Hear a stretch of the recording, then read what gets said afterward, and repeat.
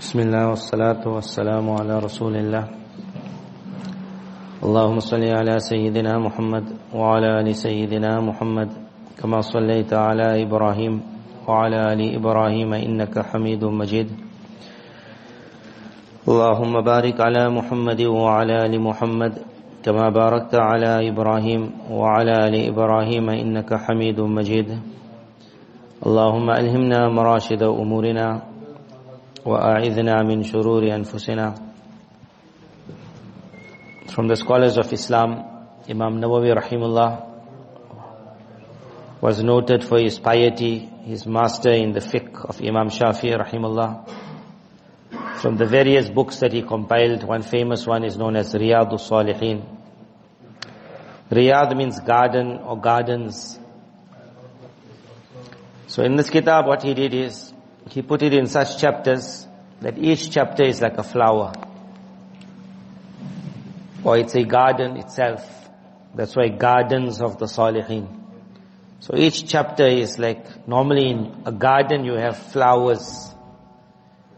So we would have understood each chapter to be one flower in the garden. But he makes it that no, each is a garden in itself. So I will explain to you one chapter. And we must see in the month of Ramadan, which is the real time to be a gardener, to try to see, can we create this garden? It would have been one flower, but the way he has shown it, it's not a flower. This itself is a garden in itself. That if you got one thing itself, you got the whole. So we make an effort to water one garden, one flower, which is a garden in itself. During the day of Ramadan, it is called holding back. Holding back, we normally use the word for it in Arabic, imsak, hold back. But another word you can use is sabr. So this is this garden, this flower. And I will explain to you like how unique this flower is. And then we see in Ramadan if we can learn how to water it.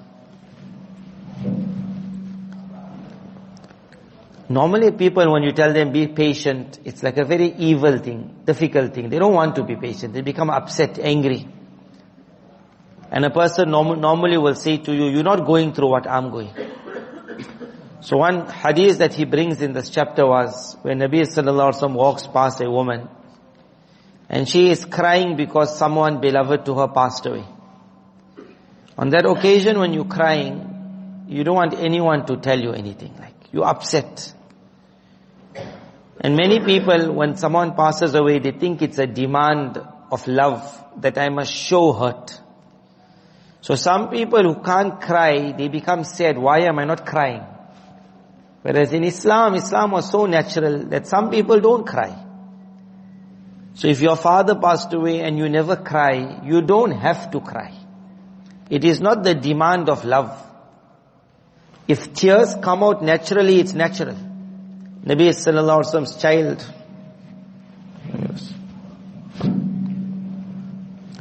his child passed away.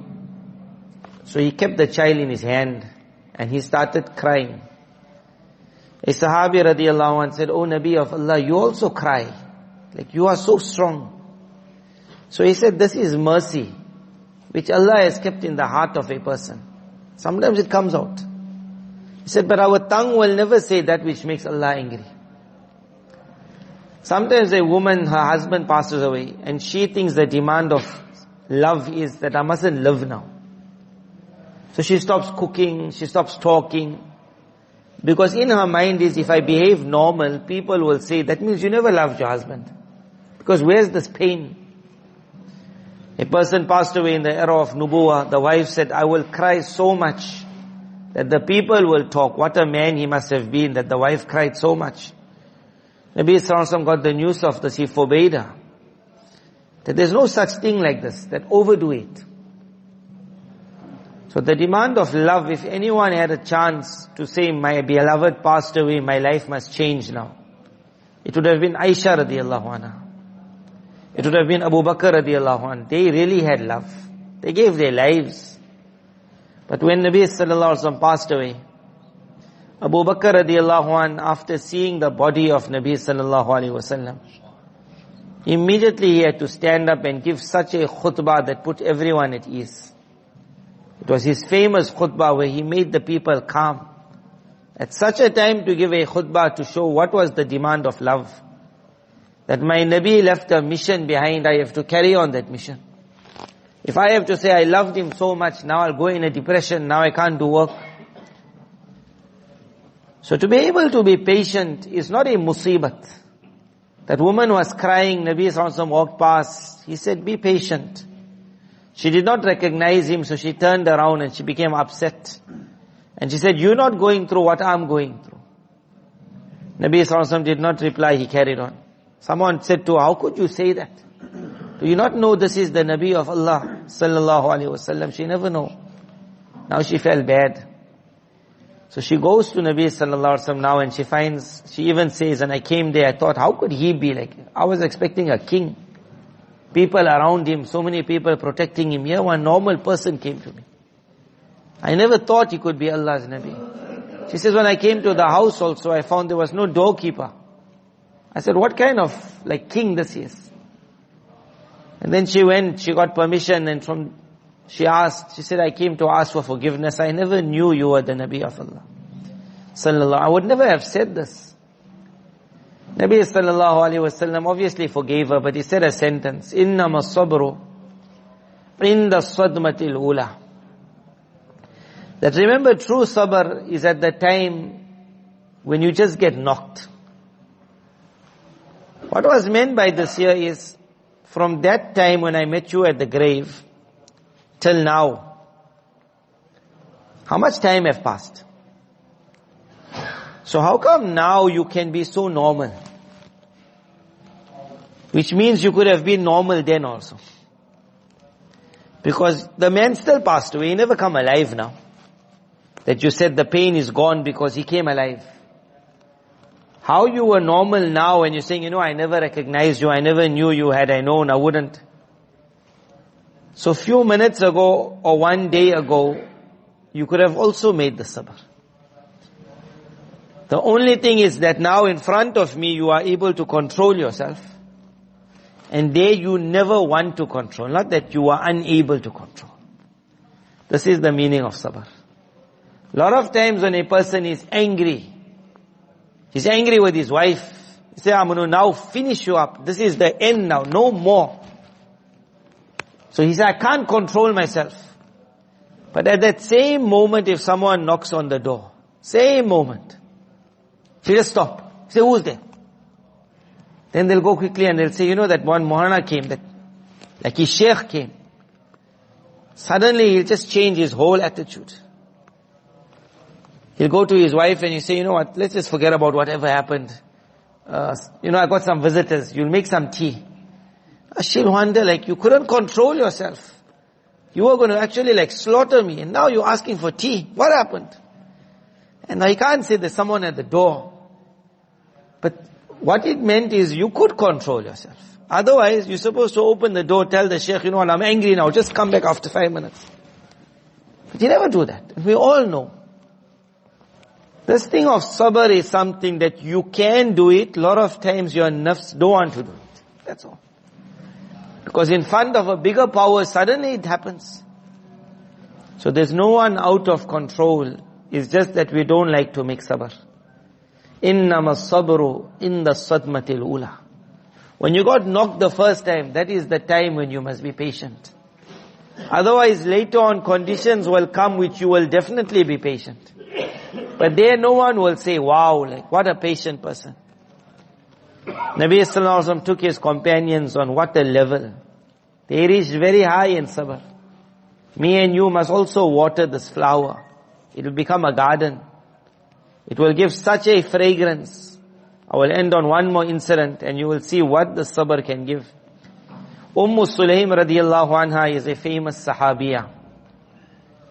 Every part of her life was unique. But the one that Imam Nawawi rahimullah mentions is that when the child of Sulaim and her husband Abu Talha became sick, Sulaim made a law with her husband that I want you to be the khadim of Nabi sallallahu alaihi wasallam. Her son was Anas radiyallahu anh. She said, you are the Nabi of Allah's Khadim. She handed him over. But she wanted her husband also to be a Khadim. So Nabi sallallahu alaihi wasallam did not ever go on a journey except that Abu Talha went with, and Abu Talha returned. Sulaim never ever would allow him to stay behind. But on this occasion, the child is not well. Sulaim says that, see, I'm looking after the child. Your being here, not being here is not going to make any difference. You go out, I'll look after your child. My child it is. And Abu Talha goes. While he is gone, the child passes away. Normally that's the time you say, I need my husband. Call my husband. I need my husband. I need support. Again the sentence, I need support is a thing. If you want to, you can also say, I don't need support. Allah is my support. A person likes to show their pain too much, sometimes over the limit. The person is not in depression, he'll push himself in depression. Just to show, I'm very hurt, I'm very hurt. So she said to the people, do not even inform Abu Talha. The reason is that he's already on the journey. How is he going to manage to come back? The only thing that will happen now is, he'll be sad during the journey. Otherwise the child already passed away. He's coming back right now, he's not going to change anything. It's not going to change. A friend of mine, his mother passed away in one place. So as soon as he got the message his mother passed away, he left. So he's telling me that, I drove that day, like I don't know what you all call miles, we call kilometers. So normally the speed limit is like 120 and that's like good speed, but he's driving like 160, 170, 180. So he says, how fast I got there. So what I wanted to ask him, but what difference did it make getting there fast? Had she been not well and you had to get there to take a hospital, I understood. But now she passed away already. Your driving so fast would only have resulted in maybe all of you all passing away also. Then there could have been 2 janazas But the only reason he drove so fast was to show his wife next to him, my mother, that is my mother. But you don't have to show because you put everyone's life at stake. Everyone's life. So sometimes man, in his desire to show feeling, sometimes he loses a thought that do I really need to show it? Or do I go slowly and on the way I start reading Quran now? Because I said that my mother passed away. I start reading Quran. But I get there, still I have to do the janazah. Getting there faster is not going to help anything. So Sulaim radiallahu anha said, no one tells him because it's same, he's going to come back on the same time. He's not going to come back earlier. They're out on a far journey. When Abu Talha returned, she said, no one must tell him until I tell him. Because now he passed away already. Abu Talha came, the first thing he asked, how is my son? But looking at the mother so calm, he would never have thought the child passed away. Never. So she said a sentence that he is more relaxed now than he ever was. Askan makan. Which normally means he's in sukoon, meaning he's not in pain anymore. And Abu Talha got so happy. What he thought is the sickness has come down, the child is sleeping nicely. What she meant is my child is by Allah. He'll never have to have worry after this. What you worried about? So then she brought food for him. Then she spoke to him. And then because the man comes back from journey, she presented herself to him. And a man normally will have time with his wife. After that day, she says, I got a question to ask you. It's troubling me one, masala. He says, what's that masala? She says, some people wanted something, they needed something from a nearby locality. The people of that locality gave it, and for long they never asked for it back. But for some reason now they need it back. So they sent a message to locality 1 that can we have our item back? And locality 1 got irritated, upset. And they said, why? Abu Talha said, how can they do a thing like that? How can they do a thing like that? It's not theirs. Then Sulaim said, oh my husband, be patient. This is Babu Sabr. She says, indeed Allah gave us a gift for a while also, we enjoyed it. And when Allah said He wants it back, it's only right that we give it back. And he asked, what are you saying?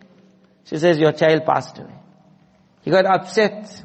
He said, you left me in the state that I in the ending became dirty. Meaning I had relations with you. How did you do that? But what she knew, if he had to come back and she said, your child passed away, even his hunger would have gone. His desire would have gone. The child passed away. In the morning he goes to Nabi sallallahu alayhi wasallam. Sahaba radiallahu anhu, whatever would trouble them. So he mentions to Nabi sallallahu alayhi wasallam, like, Nabi sallallahu alayhi wasallam is shocked. He says, your wife went to that level, like, he said, you had relations with her last night. That's the highest level of sabr. This narration, I think everyone will want to tell their wives after that. Because a lot of times the wives say, I'm not in a mood today, like, just leave me. This is like the highest level. He said, you had relations with her. He said, yes. Nabi sallallahu alaihi wasallam said, in that relation may Allah put blessings. This is the barakah of sabr. From that relation, Allah Tabarak Ta'ala allowed a child to be born. They picked up, it was from that same dua that a child was born. That child which comes in the kitabs, one narrator says, I saw the children of that child, 10 of them. All of them had become unique scholars of Islam. All of them. But what created, that's why Imam Nawawi rahimahullah never called it one flower. He called it, the sabr is a garden in itself. You will plant this one and you will see what a garden of Islam will be created. In Ramadan, we learning the sabr. Allah Tabarak Ta'ala allow me and you learn how to water it. It is not something sour, it's a very unique flower. The one who got it will get unique happiness of Almighty Allah. Your garden will just flourish. وصلى الله على النبي الكريم وعلى آله وأصحابه أجمعين والحمد لله رب العالمين. May Allah Tabarak Ta'ala in His special kindness bless every one of us with sabr jameel, with the unique sabr, the ability to stay away, to make sabr from evil, the ability to make sabr on difficulties, the ability to be patient on the obedience of Almighty Allah. Wa akhiru da'wana alhamdulillahi rabbil alamin.